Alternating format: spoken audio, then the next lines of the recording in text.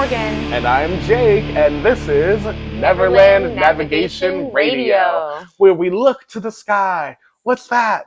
A bird? A plane? Nope. It's Walt Disney World Nighttime Spectaculars. Yeah, today we're talking about all the current nighttime spectaculars at each of the parks except for Animal Kingdom, because they don't have one. They don't have one. They can't do fireworks because of the animals. Mhm. Sometimes they have had a night show in the past, but Yeah. they don't have one right now. Yeah, Rivers of Light, not a thing. So I liked Rivers of Light. Did you? I never got the chance to actually see the full thing, and this is before we started covering Disney. Mm-hmm. I had just heard that it was so miserably terrible. Yeah, people hated it. That I just never even stayed for it, which I shouldn't have done because, sometimes people think one way about things and I think a very different way. So I should have just experienced it for myself. But I also would say that I'm in Animal Kingdom far less than I'm in the other parks. Sure. So I didn't have as many opportunities to see it as I would have, The thing is, the other shows. I didn't have super high expectations for it because I knew that it was not a fireworks show. I wasn't expecting fireworks. I was expecting what it was. And what it was like they did water like they do in some of the Epcot and in Fantasmic and projected onto there, and there were a lot of colors and the music from a lot of the Disney movies that had animals. Mm-hmm. And it was like bleacher seating, and I really liked that. Yeah. I honestly, this is going to factor pretty heavily into what we're about to talk about, but the comfort factor of watching these shows is a big deal to me. It's the biggest deal to me. Because, the show can be phantasmic, or it can be, not so phantasmic. Yes. But, if you're not comfortable and feeling like you can actually pay attention to the show at all, right. or if you're too kind of overcome by how uncomfortable your surroundings are, I mean, how can you make a good memory out of feeling stressed out? That's exactly how I feel, and so it really impacts my experience, and whether I can see or not impacts my experience greatly. And with Rivers of Light, I was able to see the entire show. I didn't miss anything because of my height. This is a good preference. This is a good preface for maybe our listeners who maybe haven't seen the video version of the podcast. Morgan, how tall are you? I am 5'2". Yes, and I am 6'1" or something. So I'm or something. We have a slight. He's still growing. Height. You know how it is. My bones are still growing. There's a slight height difference between us, so it kind of allows us to give a little bit more perspective. Different perspective. Yeah, for the different, kinds of vertical people viewing the show, whether or not you're, it's a totally different ballgame, for somebody that's 5'2" versus somebody that's over 6 foot. Absolutely. I was told I could not put Morgan on my shoulders, so that unfortunately, that adds a level of complication to the viewing experience. Yeah. We were going to do a cheerleading pyramid type situation. We were. I was going to hold Morgan's heel in my right hand and just extend all the way up. She's got a T-pose and one leg out. Oh my God, okay. Happily ever after. So where are we starting? We are starting in the good old experimental prototype community of tomorrow. Amazing. In the World Showcase Lagoon for their current and not future nighttime spectacular Harmonious. Right. This was the replacement for Illuminations, Reflections of Earth. Yeah, and Illuminations was around forever. For so long. For my entire life until last year. Mine too. It was from when I was a child until just recently. I couldn't believe it was going away. It felt impossible. Yeah. Not that I actually had a super deep... This is going to be controversial. I never had a super deep appreciation for Illuminations, Reflections of Earth. I enjoyed the show, and I thought it was really well suited to Epcot. It Uh-huh. had a very reverent, respectful, cultural vibe about it, and I thought that was perfect for World Showcase because I felt World Showcase has that kind of like almost museum like reverence for culture and detail. Right. So I feel like it really fit in. I thought the music was great. The show experience itself, I never was particularly compelled by. I didn't watch it very much as a kid. Oh So yeah. coming back as an adult, I always just kind of felt from like 2017 ish on, I always just kind of felt, well, this has been here a really long time. Yeah. You know, you could kind of feel that it was from the Oh yeah. 90s or the 80s or One of my favorite things about Illuminations was the Tiki Torch situation, and I'm so glad that those are still. if we're including that in Illuminations, I love those. I love how he like blows, makes that blow sound. Like, That is can you magical. explain that? I'm not. The words are No, not coming to that's me. literally it. He like blows into the The microphone. announcer. So there's an Oh, announcer. right. Sorry, you mean like in general. Yeah, there's a like the pre-show announcement for Illuminations. It's like, oh, Illuminations, Reflections of Earth will be beginning shortly. Yes. And then right after you hear that, this announcer would blow into the microphone like he was blowing out candles. And then each of these huge torches that were in front of each country of World Showcase would all be extinguished at the same time, Yeah. as if he had really blown them out. Yes. And oh boy, it was so magical when that I was like a child. gave me chills. Yes. I loved it so much. Yeah. Yeah. So for me, I didn't watch Illuminations a bunch as a child. My family didn't do a lot of shows and stuff like that. But I mean, I still remember walking by it all the time. I did watch it a bunch of times The as Globe, an adult. I'm sure you remember. Yeah, of course. Iconic. And I guess we got off onto Illuminations. But anyway, I really liked how all of the countries were lit up too. Oh, that to me is always the best part. Yes. It's when all the countries twinkle. Yes. Like that is gorgeous. Yes. I did love that. And they kept that for Harmonious too. Right. So anyway, I started to talk about Illuminations because they were Illuminations huge fan favorite. Like people love, huge. and I mean, how could it not be when it was in 1988? If it opened in 1988, of course everyone loves it because it's had all that time to garner these fans and it's been around so long. You figure, well, it's got to be great. You know what I mean? It had that kind of history. Yes. So a lot of people really lived and breathed for Illumination. So I feel like Harmonious had these enormous Illumination-sized shoes to fill. You know what I mean? Yeah, absolutely. The first exposure I ever had to Harmonious was... Well, we also got an in-between show. Oh my gosh, we should, yeah. I mean, it was very brief. Yeah, and I'm not going to go talk about it a bunch. It was called Epcot Forever. It was actually a really interesting concept because they took... It's an interesting concept. The execution was not my favorite, but they took the music from attractions past at Epcot, including Kitchen Cabaret. They did Veggie Veggie Fruit Fruit, the original Living with the Land song, Listen to the Land, which was the original name of that attraction, the Soarin' theme, like a bunch of the Horizons song, If You Can Dream It, You Can Do It. A lot of those, 80s sounds of Epcot, they took and they weaved the themes together into this loose narration, and they did a bunch of special effects to go along with them, like colored lights, lasers, and the probably most memorable would be the huge kites being dragged by jet skis in the World Showcase Lagoon. What did you think of Epcot Forever? I didn't. I only saw it once because it was such a small amount of time that I was around. Was that during COVID? I believe it was. I feel like you and I. You know what it was? One of the last times we got to see Illuminations was it right before COVID? I think Epcot Forever might have opened right before COVID, and then after COVID, it didn't come back. I feel like that might be it. I don't know for sure. Okay, well, but either way, it was not around for long, and now it's gone. Yeah. For an interim show, I liked it.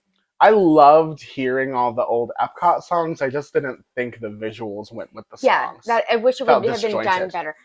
This is something that you'll hear me talk about more when we get to Disney, the Enchantment portion of today's podcast. But I wish that they would include more park specific stuff in their shows. I could not agree When more. I didn't live in Florida and I was not a pass holder, and we were getting ready to take a Disney trip, I was listening to park music, not like Aww.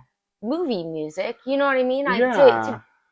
I just feel like if they did like in Magic Kingdom, the Haunted Mansion and Pirates and all of the Small classic World. Small World, all of the classic Peter Pan. Yeah. rides that you know associate and had that be in the show, and then in Epcot having Soarin' and some of the stuff that's not around anymore. I think that that would be such a better experience because it feels like all of the shows are really based on movies, and a lot of them there's there are probably certain movies that are in every show. Mm-hmm.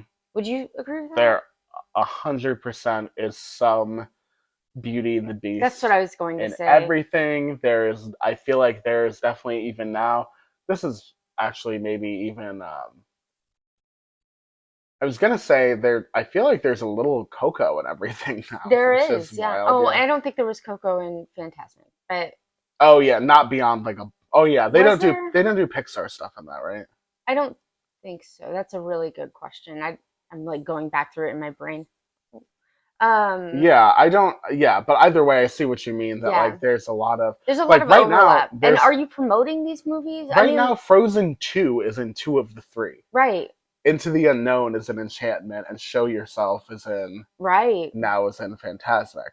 So there's Frozen, like that's crazy to Yeah. me. And then there's Frozen 1 in Harmonious. So like it's I'm not saying that there shouldn't be some of that or there shouldn't be a show that that's what its whole deal is our animation. Like I feel like they tried to go that direction with the Hollywood Studios thing that they did, mm-hmm. where Hollywood Studios has a nighttime show that we're barely going to mention. One of them is focused on Disney movies, like Mm-hmm. live action movies, and the other is focused on Disney animated movies, and there's a few fireworks. Neither of those are giant shows that like They're nighttime not so spectacular. yes. You know, they're not. It's worth maybe seeing if you just happen to be there, but I definitely wouldn't line up for They're those. basically just And projection neither does shows. anybody else. You Really. know, Mhm. it's like what Disney does on Tower of Terror during Right. Christmas, Right. where they'll show some like animated animations, oh boy,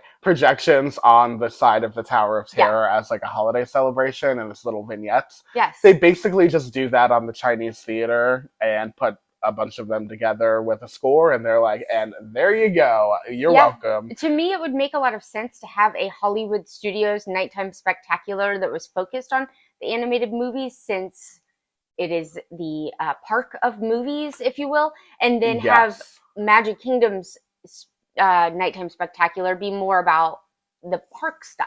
Mm-hmm. Or have Magic Kingdom be really focused on the idea of Magic Kingdom in general, which is like exploration and adventure. That would make me so happy. That I feel almost like that is what Happily Ever After kind of tried to do, because the whole idea of Happily Ever After, and this also was true about Wishes, was that it really tried hard to fit the vibe of Magic Kingdom, which is about making a wish, having a dream, and then pursuing it.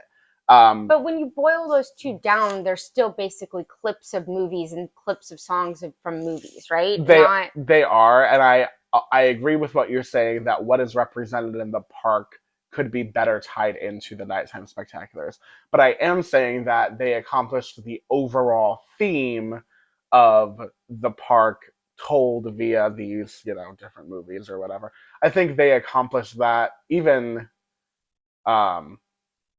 in a way that makes some sense. But I definitely agree that like it would be really cool if for Magic Kingdom you got more of what's in Magic Kingdom in the show, because there's such a celebration in the fan community of Disney of the cultures of these different attractions, and it would be nice to see Disney kind of pay attention to that in a way that is not monetization. And because they want to sell the merch. Yeah, because they sell the merch. They're making movies from almost every attraction. Right, they do. And anyway, so that I have I don't have a lot of complaints about the nighttime shows because I really love nighttime shows. It's definitely something you should see, Hmm. all of them. Um, but if I had a complaint, it would be that they seem very similar from one to another because of the okay, this is going to be fireworks with some clips of different Hmm. Disney animated movies and clips of different Disney animated movie soundtracks. And it's really funny because they kind of did that to themselves because you would never really have that complaint in the pre-projections era. Because when you think about wishes, it's like, well, that's fireworks over the Magic Kingdom with like, music from the different Disney properties that are represented in Magic Kingdom, Right? and it tells a story about wishing. Yes, That, yes. of course, that makes perfect sense in the Magic Kingdom. And And Illuminations used to be about, exactly. yeah, And different Illuminations about countries the in the countries of the world. world. Yes, Of exactly. course, you would never have a complaint about that for Epcot. Right. So now that they've got this visual aspect of the technology, these projections, now the question of when they're curating what goes on the surfaces, you've got much more room to be scrutinized based on that visual content. Because they're like, oh, great, we'll put clips of the movies. Okay, that's Okay, fine. that's But fine, but don't do it for every one of and at them. what point is every show just kind of a compilation of film clips and That's exactly what I mean. viral moments from the Right, songs right. and that kind of thing? It starts to read a little Disney commercial Yes. after a little while for each one. And I honestly, Happily Ever After was one thing. It was for Harmonious for me. It left me feeling like this was really shoehorned into Epcot because Harmonious? yes, I thought you loved Harmonious. I do like Harmonious, but my one complaint, I've got a couple of complaints about it because I can never complain about just one thing, is that it doesn't really feel like Epcot. It doesn't have that air of cultural decadence that Illuminations had in a very respectful way. Instead, Harmonious to me feels like, you know what the vibe of Harmonious is to me a little bit. It's Disney song, sing Disney song. It's like a CD that you would get from the '90s. So it's like Disney songs around the world, and Yeah. they're all in their individual languages. Which, like, I don't mind as a concept, but then the execution of having different new animations inspired by the animations from the movies Right. that go along with it. That's when it starts to feel like I'm just listening to a Disney CD, or you know what I mean. It's not, and the effects are beautiful. I love the effects. It's Right. just I feel like the idea of shoehorning the movie clips into the show, Uh-huh. it just made it a little bit forced to me in a way that I didn't love. Right. Now, for people that are coming and you don't come all the time, it's going to be an absolutely breathtaking, magical The experience. effects alone are just, I mean, Mm-hmm. the volume of fireworks, the quality of the laser projections, Yes. the way they manipulate projection onto water. I mean, technically, we're talking about like a masterclass in like entertainment, you know? Absolutely. And so back to harmonious as a concept. So they put these giant, I don't, I'm going to say structures. Jake might be able to be a little bit more specific out in the middle of World Showcase Lagoon. Yes. And they spray water and then you're projecting onto water and the animations that they're doing you mentioned they're different. They're kind of like what did you say it was? It looks like paper. Yeah, they've definitely got a little bit more of like that classic 2D element to it. For example, in the Jungle Book one, the Jungle Book segment of the show, they've got like paper doll versions of the characters in front of a background. I think it's like that they do a little bit of that in every song, right? Yeah, so for like in it's some version of that where they Right. basically It's take like paper a dolls. 2D surface and they composite the 3D animation into this new Right. flat version. They do that for in Tiana in the Princess and the Frog section. It looks a little bit more. Oh yeah, you're right. It looks a little bit more 3D. It looks a little bit more textured, but it still has a flatness and a simplicity of like almost looking like a children's storybook. Right. But You know, we're not saying it's in a not awesome No, technology. it's not bad. They intended for it to look like this in like a fun, artsy, creative way. Folksy, Yes. artsy, yeah, exactly. So, and then that mostly what it is the clips from the different songs, but they they do the different languages too, Right. So that's the loose, that's the loose theme of tying the in the show. world showcase, Is right? that they're in the different languages, so look at how Disney music unites the world through song, which first of all I think is a little presumptuous of Disney. Like I don't that feels a little bit like boastful to me in a way. Mm-hmm. Excuse me. But it also there are also moments of it where the payoff is really beautiful. Like when they're they have this sequence that starts with Beauty and the Beast. And my friend Tori and I just watched this last night. So I have a really clear remembering of Harmonious. Wonderful. There's this segment that begins with the rose in stained glass from Beauty and the Beast, um, projections of that, and the rose in the water. And then all of a sudden, the lights transition out of Beauty and the Beast, still in France, to the score from The Hunchback of Notre Dame, and the stained glass windows transition to the glass windows of you know uh, of the Notre Dame Cathedral from the stained glass of the Beauty and the Beast rose, Mm-hmm. and then the song is out there, and it's sung in English and in French. And that particular moment, to me, they're harmonizing in different languages, and it works really well. And then there are some other moments in the show where it doesn't pay off in a way that it does as well in that moment for me. Right. A thing that I absolutely love about Harmonious, as well as Illuminations and whatever else they're bringing next, is that this is a show that you can be.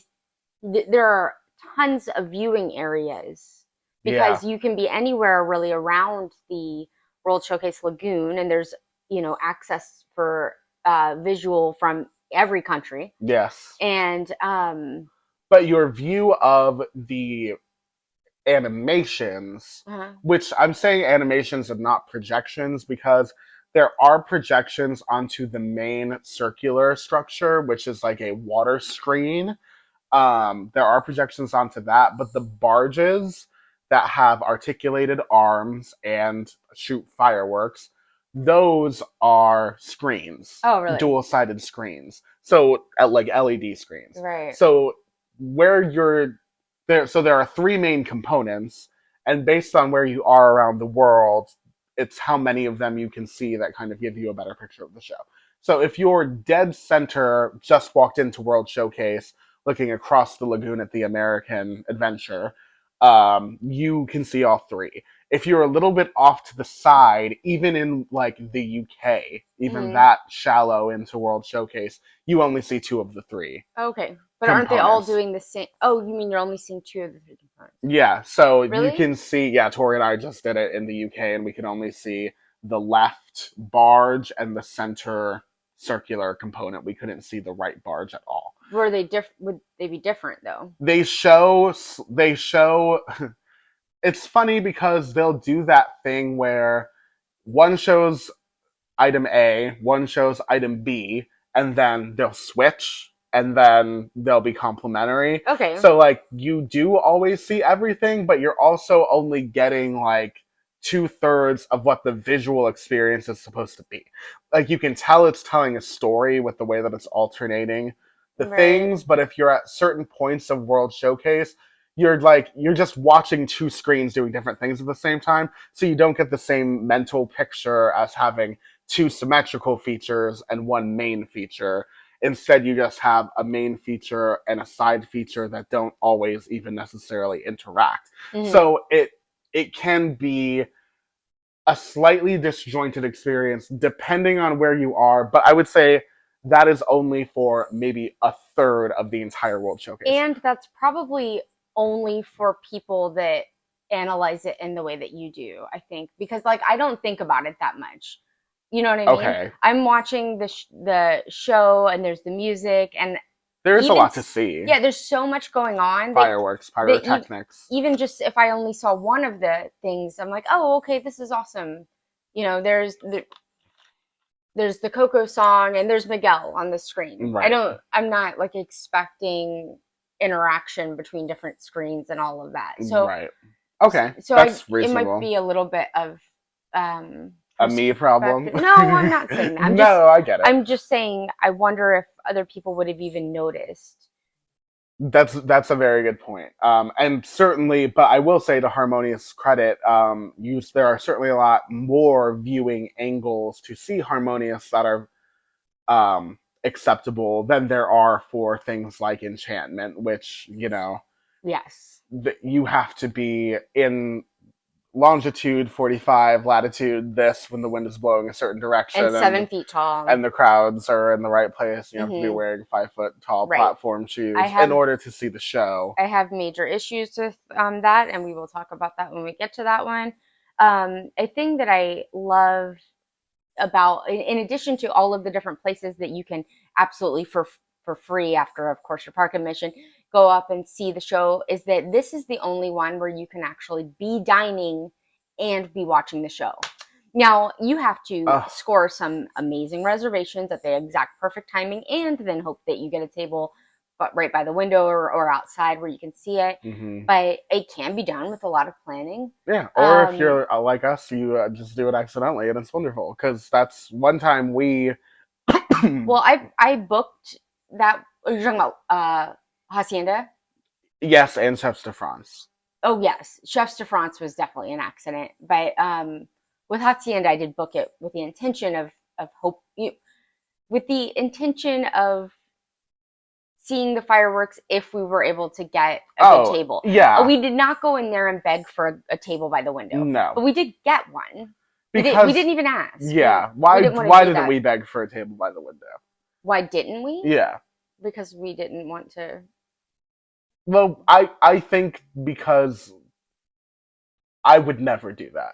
That's what I mean. You know what I mean? I was going to say we didn't want to be those people, but I don't want to make it sound like... Well, I think it's one thing to ask, would you happen to have, seating by the window? Sure, especially if you're somebody that comes once every 10 years. Absolutely. Or this is your once-in-a-lifetime trip. But I also am saying, like, there are people... We wouldn't do that. There are people in the world who would say that their vacation is ruined because they didn't get the window side seat. And I'm just saying, don't be those people. Oh, yeah. It's not a nice thing. Yeah, just from the perspective of people who have known cast members and people who have worked in the service industry for a big portion of our lives, please be kind to these cast members who are just trying to do their jobs and not trying to ruin your vacation. You know what I mean? Yes, if it's important to you to see Harmonious from a restaurant viewpoint, you're going to need to book more than one restaurant at the right time in hopes that one of them works out.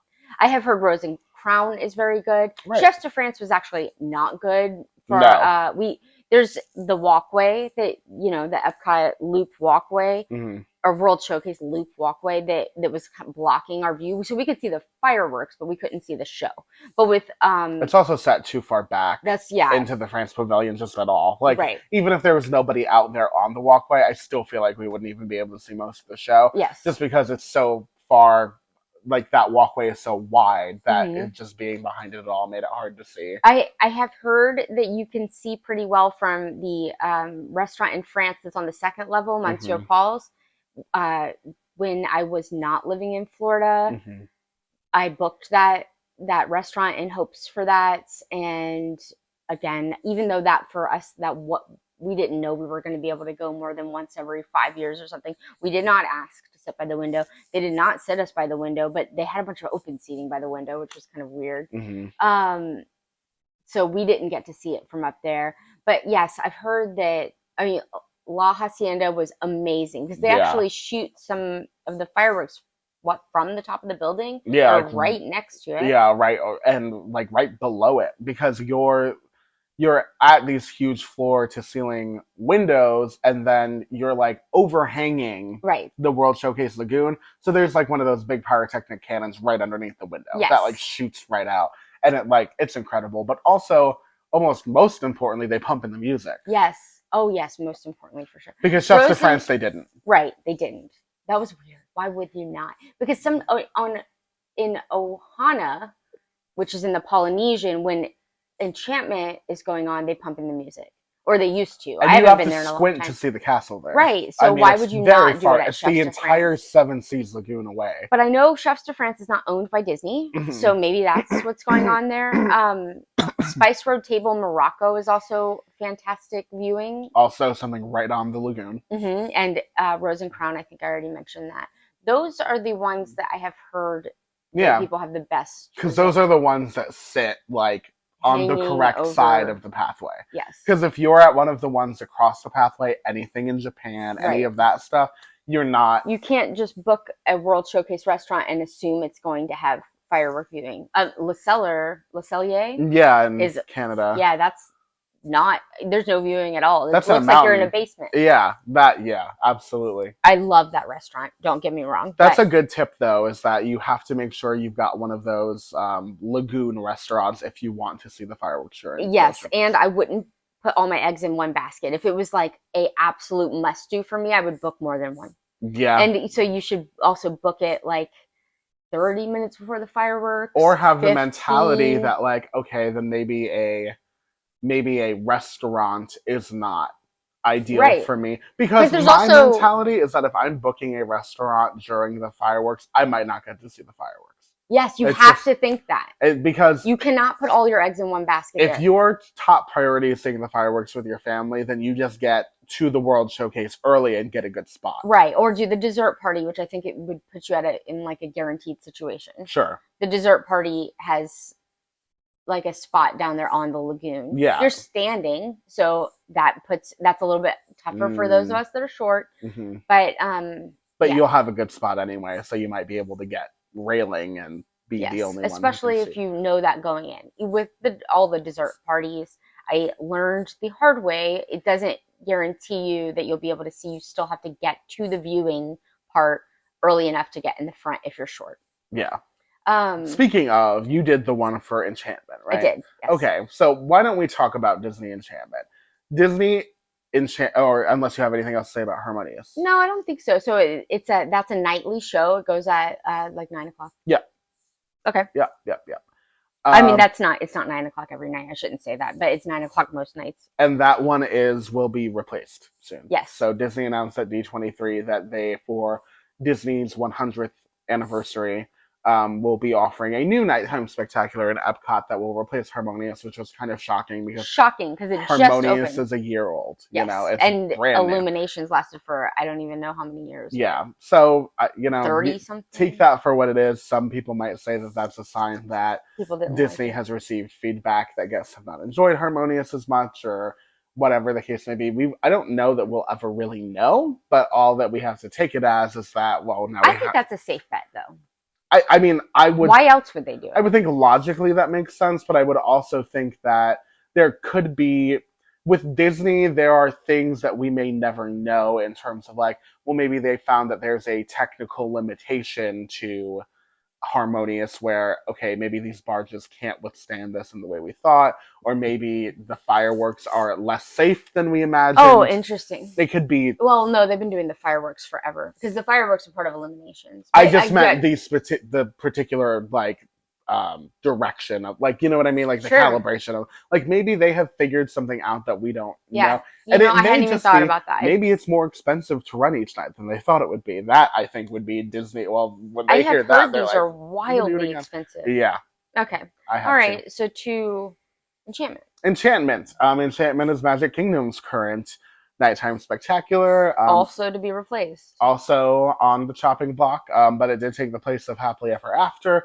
Happily Ever After was the first nighttime spectacular in Walt Disney World that really utilized the projection mapping technology on Cinderella Castle, which is a bit controversial in terms of if you like that or if you like just the fireworks like Wishes, which was... I mean, if you like just the fireworks, you can definitely just see the fireworks, right? It's very difficult to see the projection. So, I mean, you'd have to want to see it if you'll have to go way out of your way to see it if you want to see it. And therein lies the true... issue? Yeah, the true controversy of these like more recent Cinderella Castle nighttime spectaculars is whether or not you think, well, this technology is fascinating, this technology is amazing, people deserve to see this has to be what Disney Nighttime Spectaculars are doing? Or do you think, well, not everyone in the park can experience that amazing new technology because, I mean, people who have limited mobility, I would think this would be incredibly hard for them in whatever situation because they have to be sitting down in some cases. You see a Or, lot of people in wheelchairs doing it, though. yeah, but like, I wonder how well do they ever see Right. anything, you know? That's true. Short people, children, the children on the shoulders issue, where, well, the children are too short to see it without being on shoulders, but if you put them on shoulders, you're like seriously Blocking. blocking the view of everybody behind you. There's a lot of components that complicate people's opinions of Happily Ever After and Disney Enchantment because there's this sense that there's a very small chunk of the audience that's actually experiencing it how it was designed to be experienced, Okay. which is projections, fireworks, and music all at the same time. Okay. Well, okay. So here's how I feel about it as somebody who is on the short side. Um, I can't ever really see the projections. Mm-hmm. We've gotten a what you would call a good spot up in the middle, and I still haven't been able to see because there's people in front of you, and Mm-hmm. there are people in front of you with kids on their shoulders, and there's people in front of you holding their phone up in the air. Um, Everybody in front of you is holding their phone up in the air. So I don't. I have never really been able to experience it in that way. So for me, it's not it. it for me personally, it's not a must do. Mm-hmm. With that being said, I would never say, "Oh, since everybody can't experience this, I want you to take it away." Because like we went with um, my husband's cousin and his girlfriend that were in from Germany, and they were blown away by it. Where I couldn't get past the emotions I had from feeling like I was in a sardine can. Oh yeah, that's another huge You have to thing. be able to handle the kind of anxiety, or you have to be somebody that doesn't get anxiety from being legit smushed. Mm-hmm. Shoulder to shoulder. I mean, shoulder to shoulder. If the person behind you coughs, that is on you. Mm-hmm. Like all the smells, you have to be okay with all that. Mm-hmm. I am not a person that's really okay with all of that. Mm-hmm. I have a lot of anxiety when it comes to being smushed in a crowd. So for me, the entire time that we were, I went with them. We did it. We made sure they got a good spot. They absolutely loved it. I was having like anxiety the entire time because of that smush feeling. On top of the fact that I couldn't really see anything because it's not just that there are people in front of you that might be taller than you. They are an inch in front of you. Mm-hmm. Like where your toe stops, there's like an inch or 2 inches or 3 inches, and then there's that person. So if they're even the same height as you, you Mm-hmm. can't see in front of you. Yeah. So all I got from it really was the fireworks Mm-hmm. and the music and the the audio storytelling part. Mm-hmm. I got to see the castle like halfway up. Mm-hmm. I kind of squirmed around enough to see, was it Walt that was on, or was it Roy that they projected up there? I think at least the voice of Walt and definitely video of Roy. Yeah, okay. I squirmed enough to see that part, like tiptoes and anyway. Stilts. Yeah. But for the most part, that the projection part is not an experience that I really get to have. Mm-hmm. When we did the Halloween thing, we just kind of wound up with really great spots. Now, the Halloween party is less capacity than any other normal Disney day. Mm-hmm. But we also kind of lucked into a spot. It was like a walkway in front of us, right? Mm-hmm. So I didn't have people inches in front of me that blocking my view. Exactly, yeah. In the situation where we went to go see Enchantment with my husband's cousins, we also had a taped off walkway in front of us, and I was like, yes. But at some point, nobody cared about the taped off walkways. Yeah. It was crazy. Like, that happens was like, every time. Yes. And I was like, during Enchantment. Do the cast members not keep this as a walkway? No. I think that they lose control. Or they're told to stop caring at 15 minutes to the show or whatever. And I think where they really lose it is when everyone takes that big step forward, because then all of this empty space frees up at the back of each of these taped standing sections. Mm-hmm. And so there's this massive rush to fill in that space.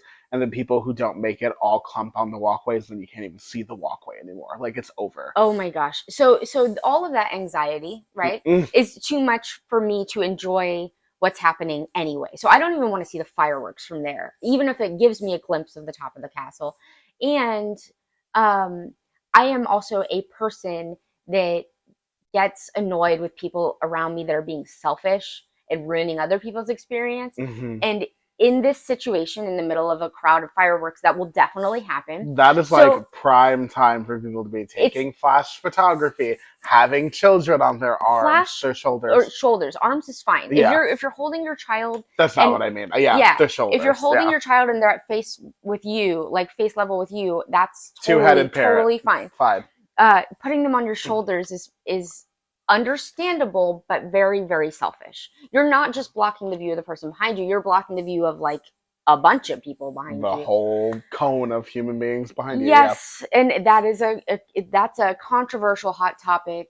You know what I mean? Because some people are like, "Well, I don't care. I This paid is for my this. yeah." Well, so did we. You know, I mean, like Yeah. maybe I'm not a good example as a pass holder, but so did a lot of the people behind you. Anyway, so if you're a person that sees something like that but immediately can move on with your head, like you're kind of like that, right? You don't focus, or do you? It depends. There are some. Honestly, for me, a still crowd is a lot less anxiety inducing than a moving crowd. Uh-huh. Like, the rush toward the monorail at the end of the night Yeah. makes me Well, panic, like in an emergency kind of way. but you have to do that when the fireworks are done, when the show's done. Yeah. Everybody starts moving. That's the same rush. But I'm talking about with the selfishness. Do you see it and then go, "Ugh, that's ridiculous," and then move on with your life? I'm much more in those moments. If I'm with you, or if I'm with my fiance, or if I'm with my friends, I'm thinking, "Oh no, they're going to be so upset." Yeah. So I'm thinking about Yeah. that much more than I care, because whatever. First of all, I'm a pass holder and I'm going to come and see it again, so I don't even care. Right. But more importantly than that, I will be, if I'm next to a child who then can't see, Yes. or I'm next to whatever. That's what's going on or in with my head. my friends or who can't see, Right. or like you, who I know has a hard time seeing stuff. I spend the whole time thinking about how much it sucks for them, so I don't even enjoy it at that point. It's much more that than I can't stop looking at the person taking a flash photo, because if it was just me, I could. Right. I could see past that and I could enjoy the show, because I feel like that is how I am too. I am more focused on the frustration because of the injustice to all the people that did pay a lot of money to be there, that are there on their once in a lifetime trip, and now you're ruining it.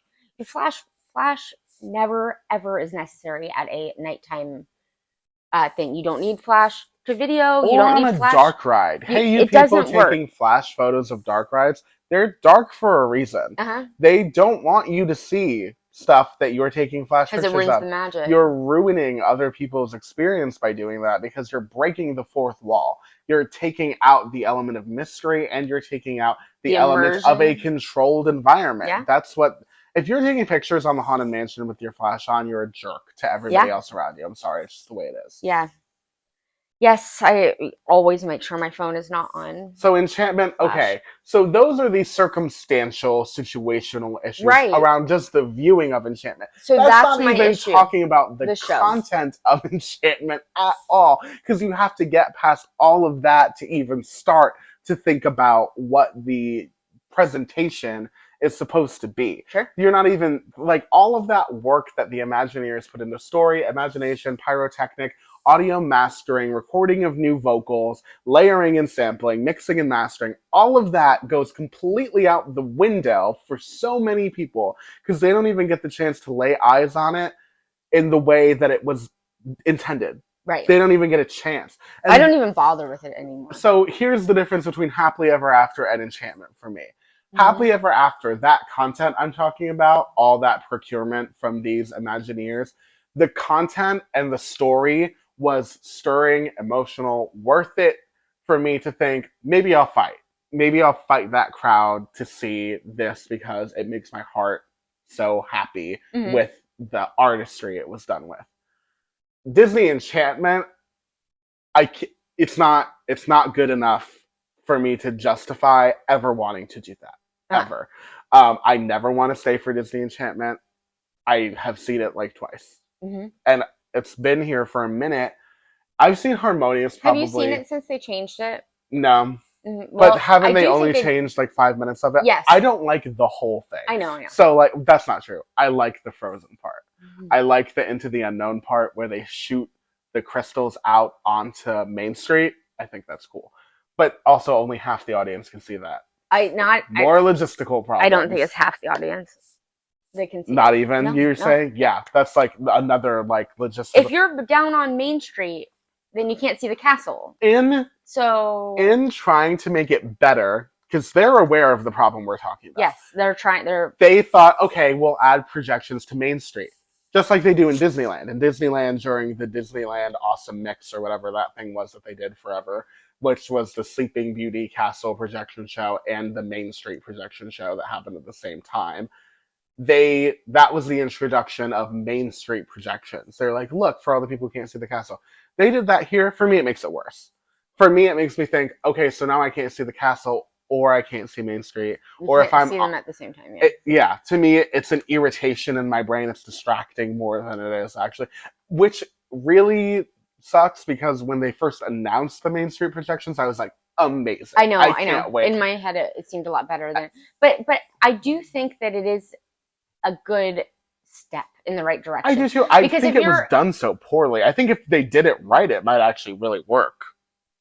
What do you think if they had basically the stuff that's on the castle going on Main Street, so you don't even need to be looking at the castle? Morgan and I have discussed on this podcast before, we almost wish there were those concert-style screens on the sides of the castle so that everyone could actually see the show. Yeah. Maybe not to that degree. Some imagineering version of that. You know what I mean? Yeah, we're not doing the work for you. But if they took that concept and they obviously had things that were specifically just for Main Street, I think you have to do that if you're going to projection map on a completely different surface. But then have, windows that show in the projection or whatever, windows or ovals or little wisps of magic that show like a selection of what's going on in the castle so that you can get a sense for the story by looking at whatever you're looking at. I think that would be an improvement. Right now, if you're looking at the Main Street projections, you're still not really getting a feel for what's happening on the castle because they're completely different. Like, the castle might have Elsa on it right now, but around you there's just flowy wisps of magic. Yeah. Well, that doesn't show you what's going on, really. But it's better than nothing, don't you think? No, because it distracts me. I don't think it is better than nothing. And distracts you from what? What's going on in the castle? In Enchantment, I think if I'm looking at the castle, I'm missing Main Street. If I'm looking at Main Street, I'm missing the castle. Well, if I'm on Main Street, I cannot see the castle at all. It is guaranteed. Yeah. So then, for me, it's better than nothing. But so, like, it's a consolation prize when it could be showing you a glimpse of what's on the castle in a way that's actually accessible to you. Yeah. That would be a great use of the Main Street projections. And I think when they bring Happily Ever After back, it might be almost brand new. Instead of accents being what's going down Main Street, actually be the characters. A combination of, have some accents because Main Street is Main Street is a particular shape, so they can't just throw the castle on there. Right. But like if they do those, a couple unique accents for Main Street, but then they also show what's going on the castle, then I think you don't lose. Or even side characters. You just make it more accessible when you do that. You know what I mean? Instead of making it kind of this all or nothing situation, or even a consolation prize.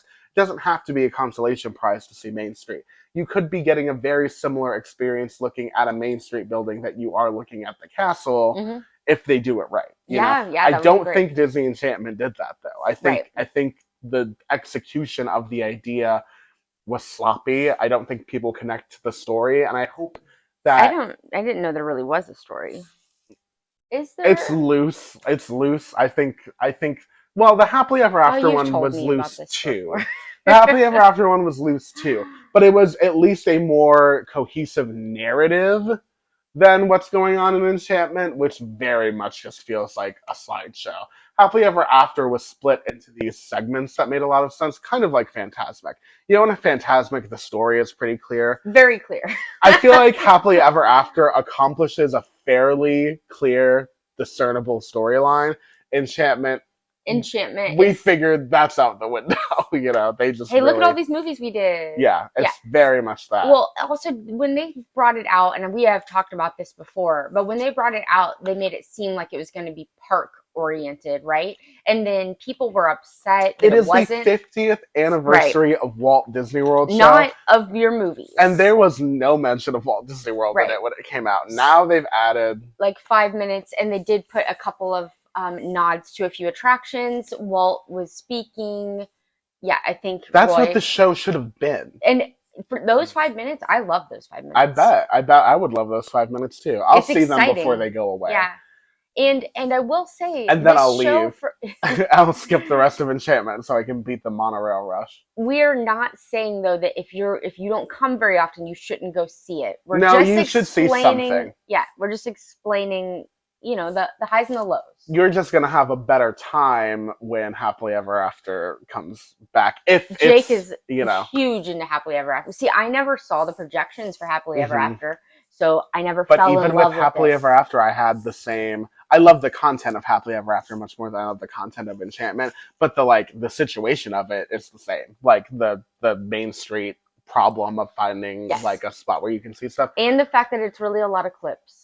Yeah, but somewhere where you really don't have that problem and there's really not a bad seat in the house, though, is Hollywood Studios. Yes. Which is funny because I don't know why, but I would assume that as time goes on and they introduce more nighttime spectaculars, they would do better at being able to make the show something that everyone can see. Mm-hmm. But the most easily viewed nighttime spectacular right now is Fantasmic. Right. There's not a bad seat in the auditorium. And that's the oldest one. So this is the auditorium for Fantasmic in Hollywood Studios. Totally different ballgame in Disneyland, by the way. If you're going to see the Disneyland one, they're not the same. The viewing this does not apply. This does not apply in any way. But in Hollywood Studios, it is stadium seating. Yes. And also a huge stadium. Yeah.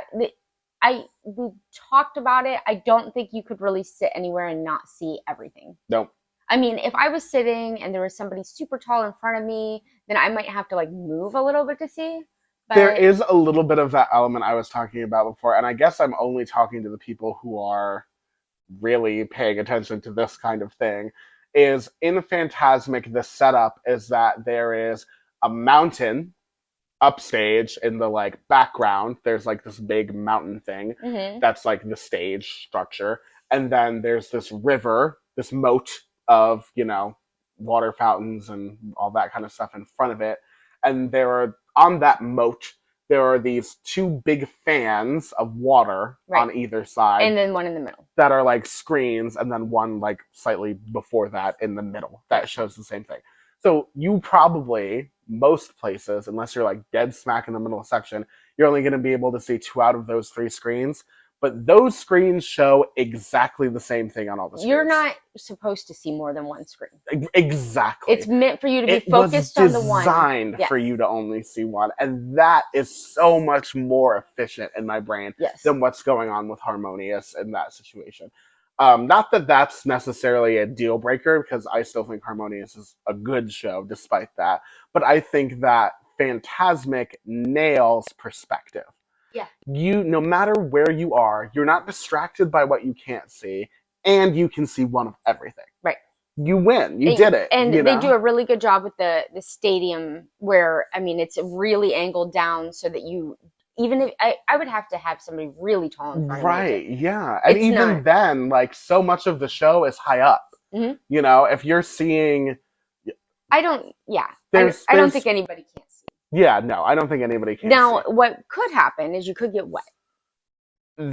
But you do have the choice. Yes, you just need to know. Really I'm just telling you so you know. And there are signs that say splash zone in the front. So, like, it's really your fault if you are just really not paying attention. Joking.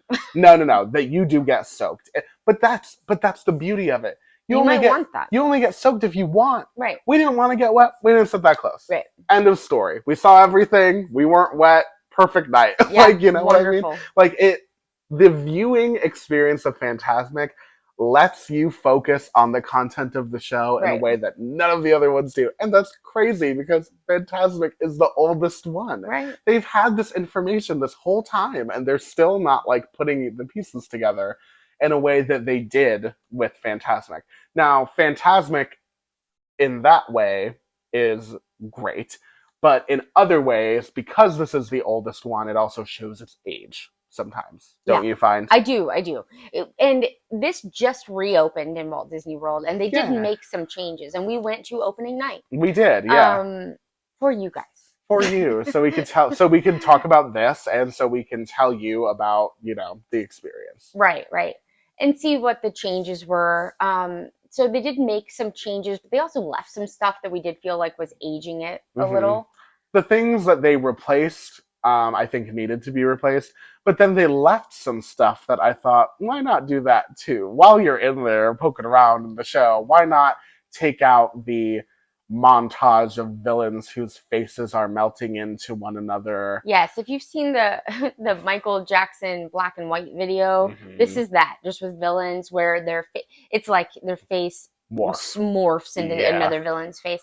And they showed that villain from Hunchback of Notre Dame a lot. Claude Frollo, what is he doing? I know, and that Hunchback is also in Harmonious, and I just feel like, see, why are we doing multiple clips of the same movies when you guys have thousands? And not only that, though, I think Claude Frollo, my fiance, is going to kill me because Hunchback is his favorite. And his favorite Disney song is Hellfire, which is insane. Yeah, but, the whole him and him alone. Yeah, Claude Frollo being in that show is wild to me. Like, that is, talk about an outdated villain. Yeah. Who cares? I don't care. I'd much rather see I'd rather see Yzma from The Emperor's New Groove, never represented in anything. Oh, I would love to see that. Hades is in that show, which what I think an underrated movie. Yeah, what an underrated movie. What else? There are so many villains I would love to see more of that Mother Gothel could be in there from Tangled. That would be spectacular. It does feel like they didn't, I guess they did represent like Frozen 2, which is semi-new. But most of the stuff is older stuff, but I don't know how they decided. First of all, they took way too long to bring Frozen 2 into the parks. I know. It's been years 5 or now, 6 years. And we're just And now, Moana, we're just getting, I feel like Moana is now making like a... Well, Moana was in Happily Ever After, so that at least had something. But Frozen 2, like, this was the highest grossing animated movie of all time. Yeah. And it is, if you don't count The Lion King, well, Disney doesn't consider the live action Lion King to be animation, even though it is completely animated. So, like, because they're trying. What are you talking about? The Lion King live action movie that Jon Favreau directed that came out with Beyonce. That movie Disney considers to be live action. That movie is not live action because not one single shot of that movie is live. It is all CG. So Disney considers that to be live action. Are you saying that did better than Frozen 2 in the box office? Lion King is the highest grossing animated movie of all time. The one that came out in the 90s? No. This one is the highest grossing animated movie of all time. Are you kidding me? But Disney does not claim that because they say it's not animated. It's live action. So I didn't know it did well. Frozen 2. I don't know anybody that loves that movie. Considered by Disney, Frozen 2 is the highest grossing animated movie of all time. I'll take it. Crazy. I'll still take it because I cannot. Yeah. I don't want to come to terms with the live action in quotes Lion King being their best movie. I don't understand. So, oh man, yeah. But anyway, Frozen 2. So they did flash up they flash up a lot of characters, right? So what Fantasmic does so right is they take that idea of montage, which is the basis of all of the other ones, and they're like, we'll just do that a little bit. Really fast. Yeah, we'll do bubbles that have a bunch of different Disney characters in them, and then we'll do little montages that are kind of interludes between the main, like, there are segments of Fantasmic that are live actors, practical effects, huge, moving Right. things. In between that, that's when we'll do the montages. Little interlude. Yes. And they go fast. So and they're amazing. They are good. But for 5 seconds, a character from Encanto flashed up. Mirabelle. Yes. Yeah. And everybody lost their collective minds. That's all it took. Yeah. So why are you not doing more of that, I wonder? But anyway. Yeah. Why are we waiting 6 years before we add them, like, full on? The hits. I'm not talking Raya and the Last Dragon. I'm not talking about the ones that flop. Right. I'm talking about the ones that, like, are now cultural staples that everybody knows every song from. Yeah. Anyway. I was glad they did. I'm glad that, Frozen 2 is, it was an enchantment in Into the Unknown in a limited capacity. But that's also just last year. But this is like... Representing Norway, though? Is that why? In what? Oh, you said enchantment. I was thinking of Harmonious. Oh, no. My bad. They do, in Harmonious, they do the na, na, na, hey. They do that to represent Norway. Okay. For whatever that's worth. But yeah, I appreciated the Frozen 2 representation in the new Fantasmic. I also appreciated the Moana, and I also appreciated that little glimpse of Encanto, because at least they're, acknowledging it. They're trying to keep the updated stuff in there. I think they could do a better job, though. Yeah, I guess it seems like there's too much fear in, this is new, maybe we shouldn't. But I mean, like, We Don't Talk About Bruno was #1 in America, #1 song. Like, you can't ignore that either. I think to me, that song is becoming seemed like it was as popular as Let It Go back. It did better. It charted higher.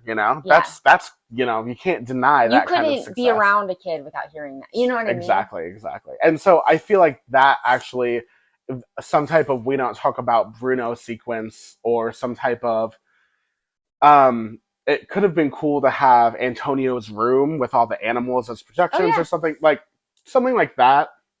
To me, would have made more sense than doing a Mulan thing, which is what they did. Right. I thought Mulan was actually a little out of place there, but I think because Mulan is underrepresented in the parks, they thought that this would be a good opportunity to include some Mulan. So I get it. But yeah, I definitely think the show could have used a little more Encanto. Maybe Happily Ever After, when it comes back, maybe they've got some Encanto that they're thinking they're going to put in there. So maybe that's why, we never know how the wheels are. And now we've got another Epcot show coming. So, these characters can find themselves anywhere. Yeah.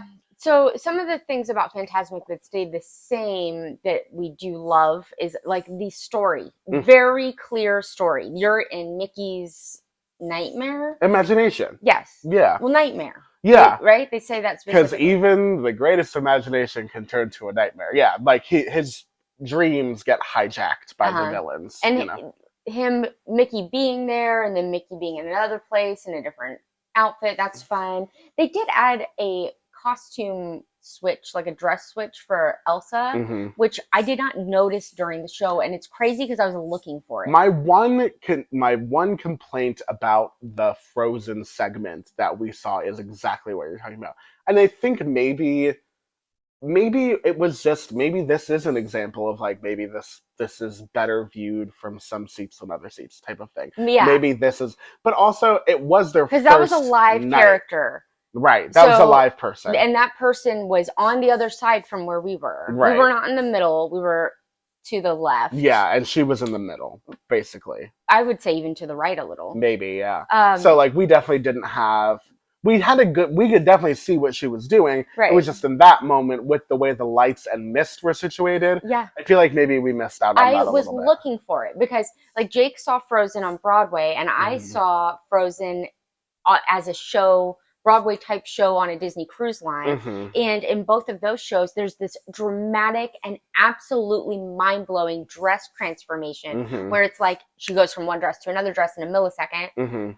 And so I was like, oh, yes, they're going to do this. I didn't know that they were going to do it. I was just looking for it and hoping. And then I was like, oh, man, too bad they didn't do that. And then how'd you found out online? I saw a clip on TikTok where it shows like her, a zoomed in. Yeah, a really HD zoom in of her. And you can see that they basically add a dress on top of her other dress that is the transformation dress. Here's the problem though. They light her very dramatically in the beginning of the show yourself sequence of Phantasmic. She's in this blue and purple wash. Uh-huh. And then when the transformation happens, they light her very bright with these white lights.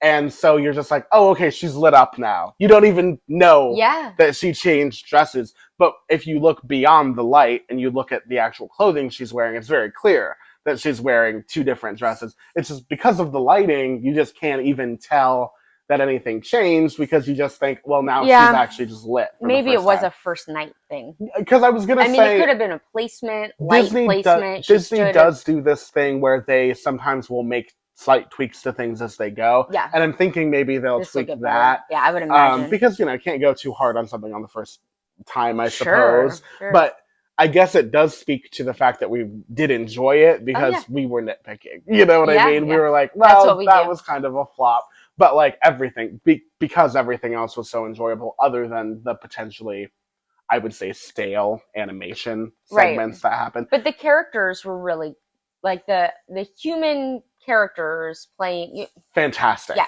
fantastic. The face. Aladdin, that was a new section. Yeah, right? There was an Aladdin. They took away the villain from Pocahontas, but then gave Pocahontas a different song than before. And I thought that worked really well. They added some projections of leaves, and I thought it was really beautiful. I liked the Mulan segment. I didn't love the part of Mulan they picked. I thought the fighting, the sparring was like a random sparring. That's I get they were trying to replicate because that was kind of a fight scene in Pocahontas that they took out. Oh, I see. So they're kind of trying to replace that with something as high energy. I just don't know that this was the thing to pick. But I do love that song. I'll Make a Man Out of You. I love that song too. I thought that was like such a cool, like high energy inclusion to put there. So I guess it did work in that way. I just thought that was a one moment where I thought, okay, those two little people down there sparring because they're far away. It just didn't give that huge impact. I think more people on the stage would have helped. You know what I mean? I thought maybe some way to make it. I'd love a Mushu. Big energy. Oh, Mushu. that. Oh, you know what they should have done? They could have done that would have been really cool. Friend Like Me, where they had Genie replicate himself 100 times or whatever. Imagine like 50 Genies on the stage. That would have been really cool to see. Hard to coordinate, but yeah, I feel like they could do it. They could do it. But anyway, yeah. So the new live sections of Phantasmic, is this what you were saying? We liked it a lot. Yeah. There were when it was all said and done, I was hoping that they would make some bigger jumps technology wise. Yeah. Because I know that they can, because I've seen shows on Cruise Line. I've seen, you know what I mean? I know that they with better technology. Yeah. And I just thought, oh, you've been shut down. How long have they been shut down? A long 2 years it's been since Phantasmic. Yeah. I think. Or 3 even. Maybe. Or maybe it's 2. Okay. So they've been shut down for a while. They said they've made some changes and they're coming back. I expected a jump in technology, not to feel like I was watching a 1990s. And there were moments where it reads like that, you know? Yeah. The other thing I was holding out hope for that they might update was that in our Phantasmic, the Maleficent dragon is awesome, right? Is awesome. Is a dragon head. Yeah. And these arms that are like big sparkly curtains that they also project things onto. Mm-hmm. In Disneyland, this is a spoiler, they have an actual animatronic dragon. Oh. A huge Is it like the one we have in a parade? Yes. What's that one? What's the parade? Yeah. The Festival of Fantasy parade. Yeah, right. At the end. And it blows fire. At the end, they have a really cool steampunk Maleficent dragon that blows fire. It is kind of like that, but it looks much more like the dragon from the movie. It's just, imagine the dragon from the movie, the Maleficent dragon from the movie. They just made one. They just made a really big one. Wow. Which is really impressive. Yeah. So I was really hoping for that to get added to ours. Right. But it is the classic Maleficent dragon that's just the head and the arms. So that was the only other thing I was hoping might happen that didn't happen. I was like, well, it's still cool because they did add they added some projection mapping onto the dragon that was like the flames, the green flames that I thought looked really cool. They also added some lightning type projections that looked really cool on the dragon. I feel like the biggest wow moments in Phantasmic, and they were still really wow, were still the same stuff that they've had. Yeah, I like, for me, this is for, but it does speak to like them adding new stuff. The Frozen moment for me like made me absolutely love the show. Like, what Frozen? I mean, like what show specifically? Yourself. Just her singing. Yeah, just seeing. Okay, but you are obsessed with Frozen. Exactly, but so are a lot of people. I know. You know what I mean? So but like, I mean, like from a, I guess I am saying like from a, oh my gosh, I didn't see that coming. Like the dragon, the big dragon. Now, actually, my favorite part of the Maleficent, the Jafar snake is really my favorite part of the Maleficent sequence was when Maleficent like raises into the air and like she gets super tall for a minute. Like, I thought that was still so impressive, even though it's been there the whole time. I was gonna say, but that's not new, right? No, that's not new. But that, just seeing that moment where she like levitates off the floor and then transforms into the dragon, like, I still think that's spectacular. Yeah, I do too. I just expected a boost in technology. Oh, sure. I don't, but that is a great like, show. Either drones or some type of like leveled. Yes. There's this current technology that's kind of having a boom in the entertainment industry. That's this layered projection thing, and they do it a little bit in the Guardians of the Galaxy ride. So in the pre-show of that ride, the Glenn Close part, they've got this field of like stars, and then behind it they've got a video playing, and that's like a layered projection. A lot of people were thinking that maybe that was the kind of technology that was going to come to Phantasmic too, so you could have like layers of effects. That would be very cool. And somebody around us when we were sitting there went, "Oh, I see the drones," and then I like freaked out. I was like, oh my gosh, this is going to be amazing. They put drones in it, but it was just lights. That person was mistaking. So. And Disneyland Paris, their nighttime spectacular is drone based. They do the castle projection thing and fireworks and all of that, but they also have in front of their castle a moat, so they also do the water stuff that they do in Phantasmic and World of Color over in California Adventure. So they're doing the water projections, the castle projections, fireworks, and drones all in the same show. Yes. So people had that level of expectation for what Phantasmic was going to be, which I think whenever I'm doing a new Disney thing, I always think, keep your expectations low, because that's how you'll be happy. Yeah. But I do also appreciate the idea that you can spend a little money on us. You could get fancy with us too if you wanted. Maybe they're saving that for one of the other two nighttime shows that are coming. We're holding out hope. Yes. And when we see them, then we will let you know. And all of that being said, Phantasmic was still a good show. Phantasmic is currently my favorite nighttime spectacular. Yes, mine too. And for me, it has a lot to do with the fact that I could see. Yeah, that is a huge part of it. So yeah, there are really two things to judge a nighttime show by at Walt Disney World: comfort and accessibility, and the content of the show itself. Exactly. And for me, I think Phantasmic, the content is good, the comfort is great. Yeah. The accessibility is fantastic. Right. So there you go. Yes. Well, that's just kind of what we think about some of the different current nighttime shows at Walt Disney World. Yeah. This is we are also hoping eventually we get a nighttime parade, but right now we don't. One day we'll get back the Main Street Electrical Parade. We'll get Spectral Magic again. They'll give us Paint the Night. Like the list of things. Just give us one of them. The list of things that we could have is endless. Meanwhile, we have nothing at all. No. But hopefully one day that will change.